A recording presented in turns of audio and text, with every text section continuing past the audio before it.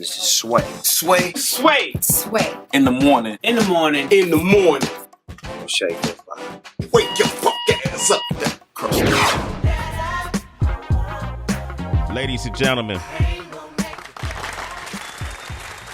one of my favorite shows to watch, the Tavis Smiley Show.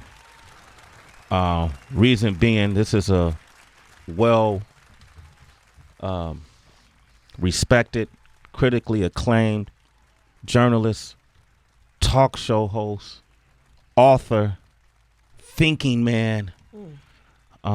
Keep going. Hero to the people. Keep going. Decorated. Oh, Lord. Invested. Oh, Lord. Intelligent. Voice Say that. for multiple generations. He's someone I've admired throughout my career. Yeah. Coming through radio, watching things he's done, making sure I don't do things that he would be embarrassed by. He's one of those people you don't want to let down. He's here today, ladies and gentlemen. I'm really excited about it. The one and only, the legendary Tavis Smiley. I was teasing you, then I stopped because I'm like, you about to make me cry if you don't stop all that. Man, I was going to start naming the awards. There's no crying on Sway's show. You can't do that. Yeah, a lot of folks, hey, man, look, you got to tell the truth because, it's journalism is being attacked right now in this day and age. Journalism is being lost to egos and egoism in literature to me in news. And you uphold the traditional standards of what journalism is meant to do. And you're successful at it and have been for a long time. And so you give people like me hope, and which I hope I give folks hope too in what we do. I want to return the favor and tell you, because this is a mutual admiration society, because I love to see and I revel in the humanity and the dignity and the gift that people have when I see them in their calling, in their purpose, in their vocation. I tell young folk all the time, you don't want to find a job. I mean, you may have to take a job on your way to figuring out your purpose and your calling, your vocation. But that's a stop along the way. You don't ultimately want a job. You want to find your purpose, why you were here, why you were meant to be here, rather. And so every time I see you or listen to you over the years, it's clear that you know exactly why you're here, what your purpose is. And I think there's the best in our business find a way not just to entertain people, but to empower people. Not just entertain people, but to enlighten people. Not just to entertain people, but to inspire people. And you do all of that. So it's just a big, again, mutual admiration society. So I'm honored to be on your program. Thank you, man. Honored to have you, man. We were just talking about this Brexit vote. We were talking about earlier what Mike Muse was going on with the UK detaching itself from the European Union. What does that mean? Like, y'all want to get your perspective on how that could affect us. One of the questions I asked Mike Muse, who's our political correspondent, does this have implications of xenophobia to it? Yeah, it does. First of all, a moment ago when I said you both entertain and empower, this is what I'm talking about. You don't have most shows. I don't know no Negroes in America right now talking about Brexit. They're like, breakfast. Yeah. I'm hungry. I want some breakfast. No, Negro. I said Brexit, not breakfast.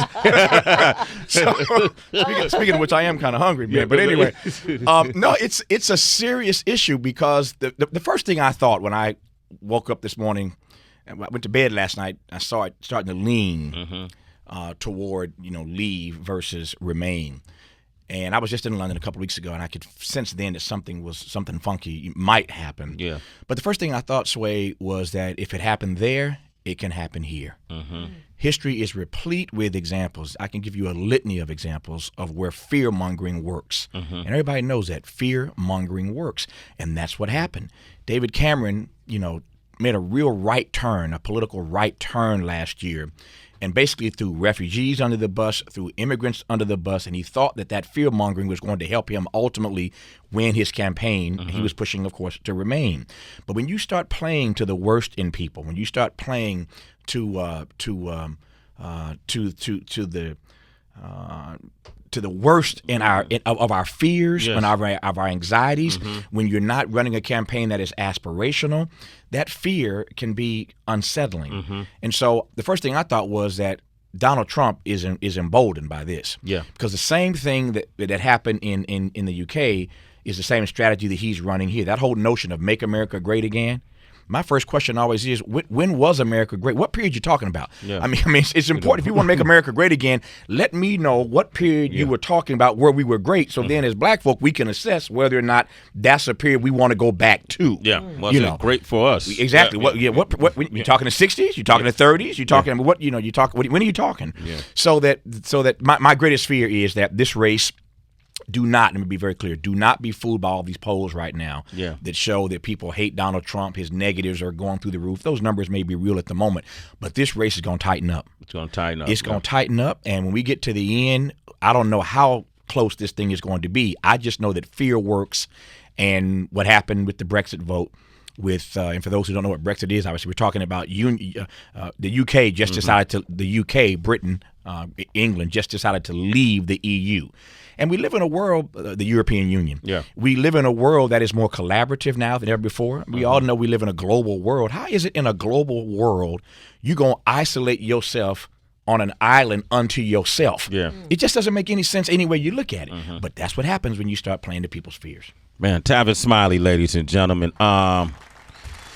Yeah, it's scary. Donald Trump's the first one to really comment on it this morning over in Scotland, saying, Scotland got their freedom, got their country back the same way we want to. Let's make America great again. And he's definitely attaching himself, putting his own spin on it, and I see how he's aligning himself with what's happening over in Europe. He's just being emboldened by it. There it is. Yeah. You have this book that I've been reading through, and then, it's like you could turn to any page in the book and your eyebrow is going to raise. I'll give you an example. This book is Before You Judge Me, The Triumph and Tragedy of Michael Jackson's Last Days. So this book is really from what time period, focused on what time period? The last 16 weeks of his life. Of course, tomorrow, Saturday, we will commemorate, celebrate the 7th anniversary. I say celebrate his life and his legacy, but we'll commemorate the 7th anniversary. Hard to believe it's been 7 years so fast. Years, man. Tomorrow since Michael passed away. But this book covers, to your question, Sway, the last 16 weeks of his life, the first book to do so.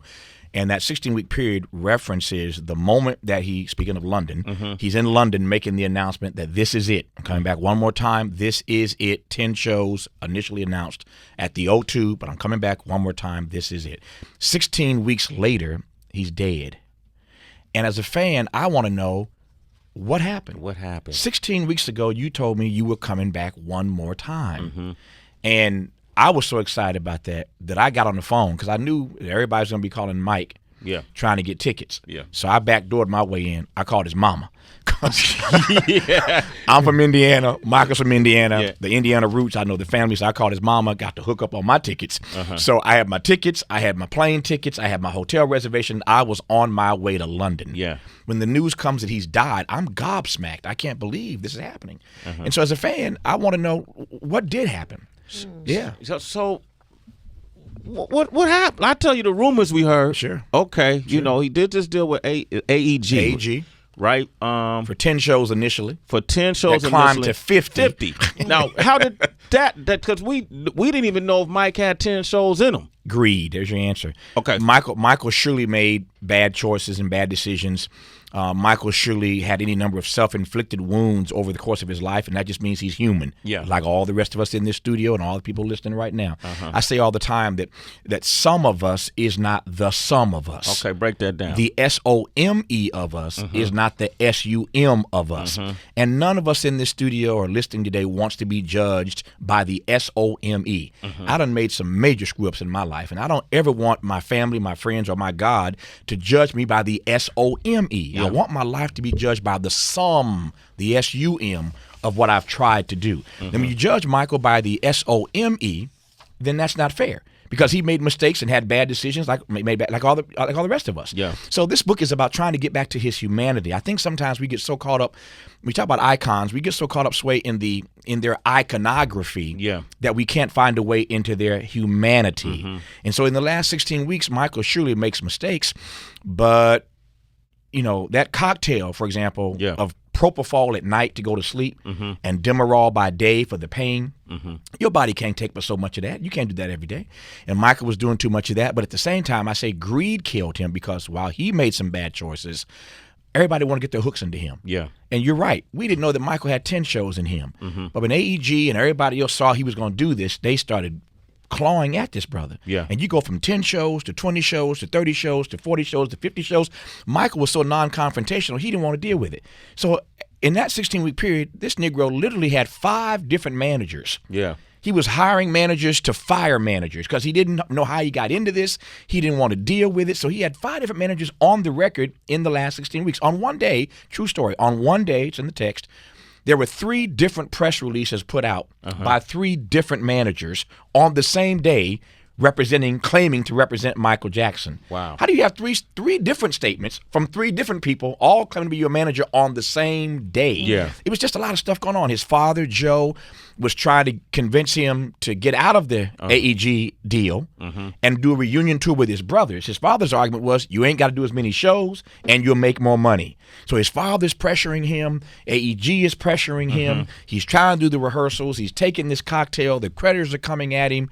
You know, it's just so much. It's just a lot. Yeah. He was in turmoil. Absolutely. I want to come back because there's things that were happening behind the scenes that I read in your book that I had no idea that he had lawsuits pending as well, right? Indeed. From one of those managers. And so I want to talk about all of that and then ask you about some of these accusations that have recently came to the surface and opened up these phone lines. 888-742-3345. Michael knew what he was doing when he did the movies. You know, it was short movies, short films, with Thriller, the basically, short films. You know, he was just kind. He didn't have to be, you know, because he's Michael Jackson. I was interviewed with Chris Tucker, man, and the one and only Tavis Smiley, who's here with us from right now. Tavis Smiley on PBS, one of the most impactful shows that's on TV right now. I really admire him because you're a disruptor in your own right, man. Even the way you conducted your brand and your business being on PBS, you know, and I didn't understand the business model of PBS. How does that work? Pretty simple. It's tough, but it's simple. I say all the time that the good news about my business is that I own everything. The bad news is I own everything. So when it works, it really works, and when it's tough, it's tough. So the model is pretty simple. I own my show. Yeah. Which is great. And over the years, Oprah and Quincy and Barry Gordy, so many people have given me such great advice, friends of mine, about how to do that. So, you know, even the theme music, you know, Oprah told me years ago, you know, you need to create your own theme music. I just got to check the other day. It's really funny. When my show comes on every night, because I own the theme music, I commission, you know, an artist to do it because I own it. Every year they have to send me a check. Wow. To play my theme music to open my Your show. It's my show. I'm on their network, but they have to send me a check to play the theme music because I own the theme music. I own all the photographs. I have a photographer that works for me full time. So when magazines want to do a story on somebody on the show and they want a photograph, they have to pay a license fee for that photograph. When people want to use footage from the show, they have to pay a license fee for the footage. So Oprah and, you know, Quincy, all these folks taught me. Quincy said to me years ago, he said there's copyright, there is publishing. And his thing was you have to own all of it. You have to own everything. So that's what I've tried to do. So I own the show. PBS distributes it. Okay. My radio show, I own it, and Public Radio distributes it. So we own all. So all the content belongs to me. So years from now, you know, when I'm no longer do this, and we want to put out a best of tape, the best of my interviews, or the best of this, all that stuff comes back to our company or whoever's still around when I'm gone. But it's important for me. It's not about greed or the money, because on PBS you're not going to get, you know, independently wealthy just being on public television. But for me, it's about controlling the content, controlling the brand, and controlling what I want to do. So the good news is I have one shareholder. I see him in the mirror every morning. That's me. That's you. And so as long as I can get along with myself, you'll be all right. I'll be all right. Yeah, pretty simple. You won't vote yourself out. That's pretty much all right. The plan. Yeah. Wow, man. Tavis Smiley is here, and we're talking about his new book. I've been reading it. Before You Judge Me. It's the triumph and tragedy of Michael Jackson's last days, and we're talking about the last 16 weeks of his life, what he was going through, 5 different managers in 16 weeks, still doing those drug cocktails Dr. Conrad Murray was putting together for him that was torturing his body. He was going through lawsuits. You know, one of his managers, I want to say, is it Raymond Bain. Ramon was his publicist. His publicist, yeah, right? Yeah. She had a lawsuit against him, yeah. Because she said she introduced him to AEG years prior. And she wanted some of that. Yeah. And she wanted 10% of the deal. He had lawsuits coming everywhere. Ola Ray from Thriller. She had a lawsuit. The girl who was featured in Thriller was suing him. Exactly. Said she needed back royalties. John Landis was suing him. There's a lot of stuff going on, man. Back royalties. Ola, I mean, I know. I thought the same thing. I was like, Ola Ray. We wouldn't know who you were if Michael hadn't put you in the video, man. But that's the way it works, man. When you get to that level, I say be careful what you ask for, because when you get to that level, everything and everybody comes at you. And I know there had to be times in Michael's life, even in the last 16 weeks, where he felt like everybody and everything had turned against him. There had to be moments where he felt even like the cosmos had sort of shifted against him. Yeah. So it's a difficult spot to be in. And again, I want to be clear that Michael wasn't stuck on stupid. The media used Michael, but Michael at times used the media. He was smooth. He knew what he was doing. But there's just so much happening at one time. That's why I said earlier when I started the book at a simple question: why are you gone so soon? And when I got into the book, it was a question of how did you make it this long? Really? I don't know how he made it to 50. When I really got into his world, even over these last 16 weeks, I don't know how he made it that far as opposed to what most of us think being gone too soon. You were a great friend with Prince for 20 years. 20 years, man. Yeah, and you met Michael. You told me met him a couple of times. Yeah, and I feel like it'd be unfair for me to have been friends with both of them. Yeah, for 20 that long. Yeah, who does that? What did they have in common? First of all, they're born the same year. Okay. Yeah, they're born this. It is interesting. I've been thinking about that question, Sway. They're born the same year, but they both die in their 50s. They're born the same year, but they both die of drug dependency. They're born the same year, but they both die of drug dependency, initially brought on by trying to anesthetize pain. There are a number of parallels. Of course, you know the story of the Bad song, the song Bad by Michael. Yeah. How Prince and Michael would have worked together on that song. Yeah. So Quincy, y'all know the story, right? So Quincy, tell the story. Yeah. So Quincy had convinced Michael that, if you Quincy and Prince, Jones, Q, if you and Prince are ever going to work together, this is the moment. This Bad song is the moment for y'all to come together. So, long story, very short, because it is very funny, but it's too long. But they convene. Quincy invites Prince and Michael over to Quincy's house for dinner one night. This is funny. It's a funny story. He invites over to dinner for a night, and so the phone rings about 5 minutes before they're supposed to meet, and he says, "Hi, Q, is Prince there yet?" Quincy said, "No, Prince isn't here yet." He said, "Okay." He hangs up. 5 minutes later, the phone rings. It's Prince. "Hey, Q, is Michael there yet?" "No, he's not here yet." "Okay, click." This goes on, I kid you not, for like 20 minutes. Prince and Michael are calling back and forth. Nobody wants to be the first one to get inside the house. I ain't waiting on you. You ain't waiting on me. So you got this thing going on, right? So finally, Quincy says, "Michael, come on, man. Stop this." Because he knows Michael. They've been together. He doesn't really know Prince the way he knows Michael. But just come on, man. So Michael shows up. 2 seconds later, the doorbell rings. Prince walks in. They sit down and talk, about to have dinner. And Prince says, "I have a question I want to ask about the lyrics." And Quincy said, "Sure." He said, whose line is this right here?" Quincy said, "Which line are you talking about?" He said, this one right here. Whose line is this right here?" And Quincy says, "Oh, that's Michael's line." And the line was, "Your bud is mine." And Prince was like, "Okay, thank you for inviting me over. It was great to see you guys. I'll talk to you later." And dipped. He was like, "No, my butt is mine." And ain't no way I'm doing a video with you or I'm going to utter the line that "Your butt is mine." Yeah. I'm not going to allow you to say that. You're not going to say that. Yeah. Hilarious. You're not going to say that to me. Gosh, yeah. So the collaboration that would have been never happened because Prince was not going to let Michael say that to him. And, of course, the night they did the We Are the World thing, that almost happened. Prince, as you know, was not in the room that night when all those other stars were there for We Are the World. So they never really collaborated together. Fast forward, though, years later, 7 years ago when Michael dies, Prince was in rehearsal for headlining the Montreux Jazz Festival in Switzerland. When the news comes that Michael has died, he immediately canceled rehearsal, sent all of his band members home, and locked himself in his bedroom for days and wouldn't come out.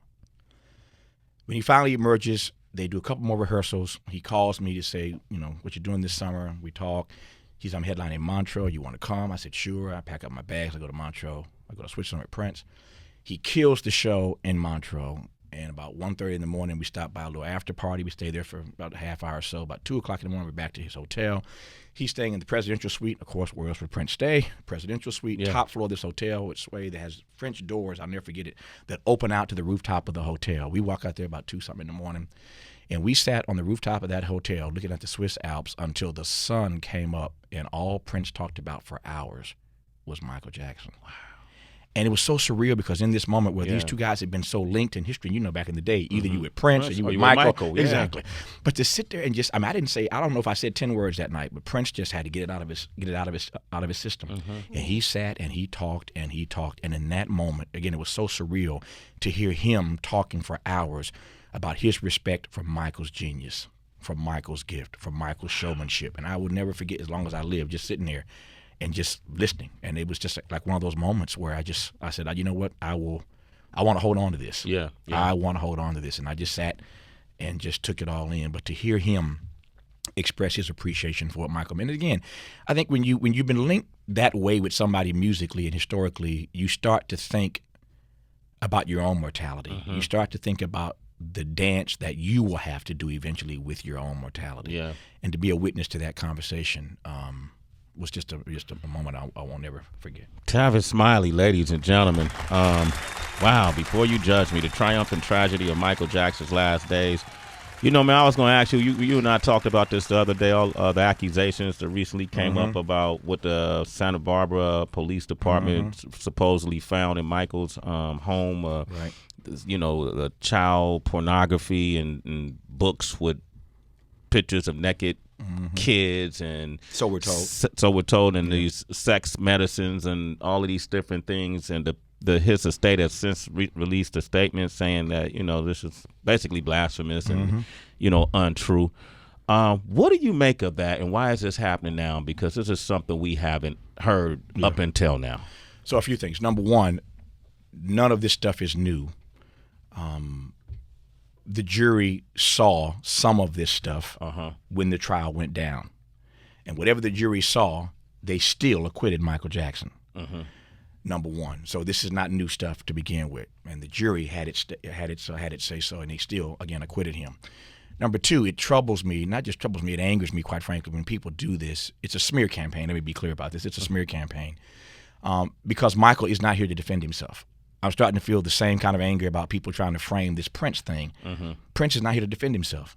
He lived a clean life. He was vegan. He took care of himself, never did drugs, never did any of that except for the pain in his hip that he was trying to deal with. So we can try to frame the story a particular way, but Prince isn't here to tell us because he was so private and it was none of our business. He ain't here to tell us, though, what he was trying to deal with and what that pain felt like every day. So Michael can't speak for himself, number two. Number three, Michael's fans didn't trust the DA in Santa Barbara County, Tom Sneddon, who had a vendetta against Michael. They didn't trust Tom Sneddon or the police and investigators then, and they don't trust them now. This information is coming from the same police investigators who were doing the deed back during the trial. So this is not a new, this is not some new agency. This isn't some new discovery by somebody that we could trust. If you didn't trust him then, you don't trust him now. Number four, I don't think this revelation changes anybody's opinion.